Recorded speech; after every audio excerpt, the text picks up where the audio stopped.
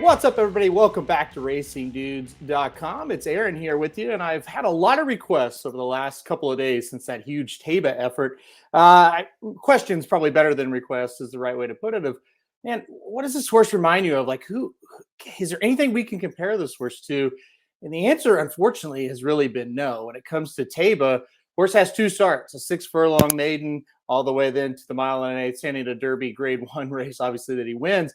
You just don't have a lot of comparisons to horses like that coming into the Kentucky Derby. So what I did for this video today is kind of find the three horses that remind me the most of Taiba and kind of look at their path, what they did, and then what they ultimately did in the Kentucky Derby. And like I said, you can't find anybody exactly like him, but maybe if we take a look at these three horses, we can kind of better project what Taiba is going to do on the first Saturday in May. And that's obviously the big goal for all of us now, is picking the Derby winner as we sit about 3.5, 4 weeks out. So the first horse on the list that came to mind right away when I started to think about this video was Curlin, the 2007 third place finisher in the Kentucky Derby. Now, why they are very similar, obviously did not race at 2. They went right from a maiden special weight 1-turn race to a 2-turn graded stakes race, and they won. So with Curlin, he won his maiden special weight at Gulfstream Park so impressively that Larry Kalmus, the track announcer at Gulfstream Park that day, said, "Wow, you better take a look at Curlin." Like, he was really trying to tell us,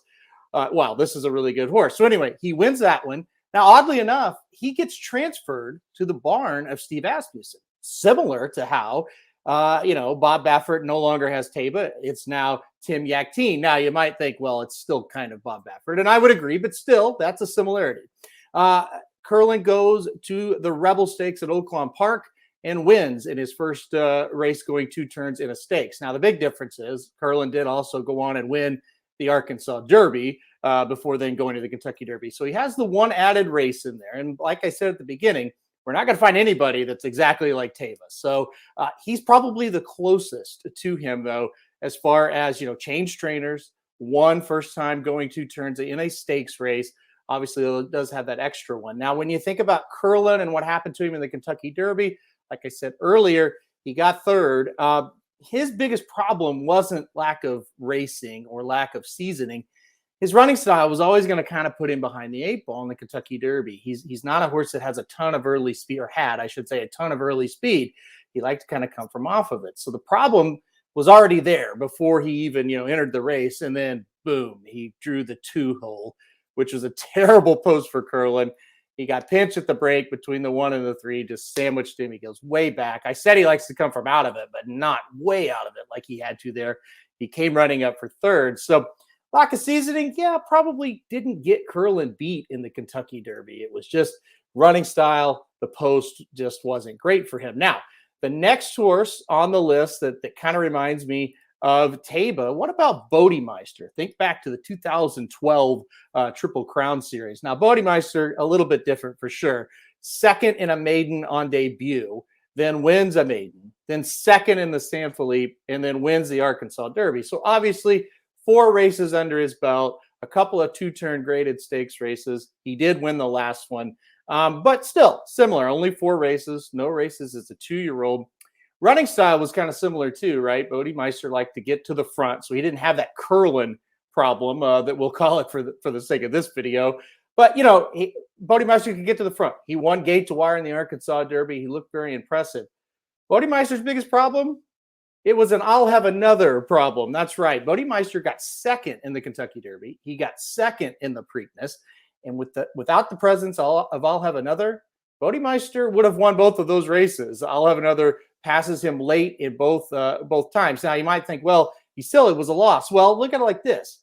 I'll have another if he would have been healthy enough to run in the Belmont. Of course, he got hurt before the Belmont, so he could not run in the race. But if he would have been in that race, he probably would have been like 6-5 to win the Triple Crown that day. So Bodemeister, if he hadn't been born in the same year as I'll have another, probably would have won those 2 races, the Kentucky Derby and the Preakness, without a race as a 2-year-old, and with just one, stakes win to his credit going into the Kentucky Derby. So definitely some similarities there. And then, of course, the third horse, and I think, this goes without saying, Justify. He certainly does. remind you a lot of Justify. The big difference is Justify had an allowance win as his second start, where Taiba just has the Santa Anita Derby and the Maiden. So they both won the Santa Anita Derby, though. Like I said, third start for Justify, second for Taiba. And then, of course, Justify goes on to win the Triple Crown. You think about Justify, you think about Taiba. Are their trips really going to be that much different in these races? Taiba has shown that he can set the pace if asked. He's also shown he can stalk if asked, exactly what Justify had done going in to the Kentucky Derby. If you look at Justify's maiden win, he was out in front. You look at what they asked him to do in the allowance race, he kind of sat back a little bit, and then again, he was out in front in the Santa Anita Derby. So it's likely Taiba and Justify can get similar trips. And when you look at these three horses that we broke down, I don't think lack of racing as a 2-year-old got Curlin or Bodemeister either one beat. So I think a lot of times people go, wow, 2018, that's when racing really changed. And we really saw, that maybe seasoning doesn't matter as much.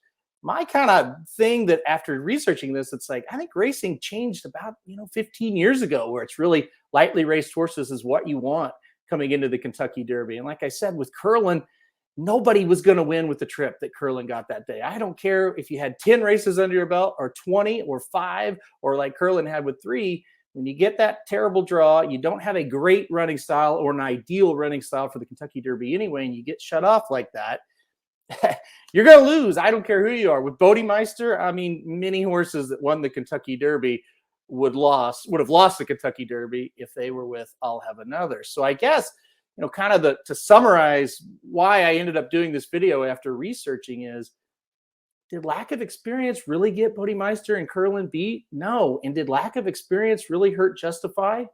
No, obviously. He won the Triple Crown. He won the Kentucky Derby. So is it kind of an overrated aspect? Yeah, I think so. After you research this, maybe it doesn't matter as much. Now, the one caveat and the one thing we can't analyze is the horse with just 2 starts, instead of the 3 with Justify or the 3 with Curlin. How is that going to, affect him? That's anybody's guess. That's called handicapping. That's why everybody's on different horses right now with different theories, right? I don't think it's going to bother him too much. And, I don't know about long-term. I know the owner kind of pushed the trainer into running at Santa Anita in the Santa Anita Derby. I'm not sure if long-term that's going to work out. It usually doesn't. But I'll say this. The horse costs $1.7 million. He's probably worth way more than that now after that Santa Anita Derby win, as far as when he goes to stud.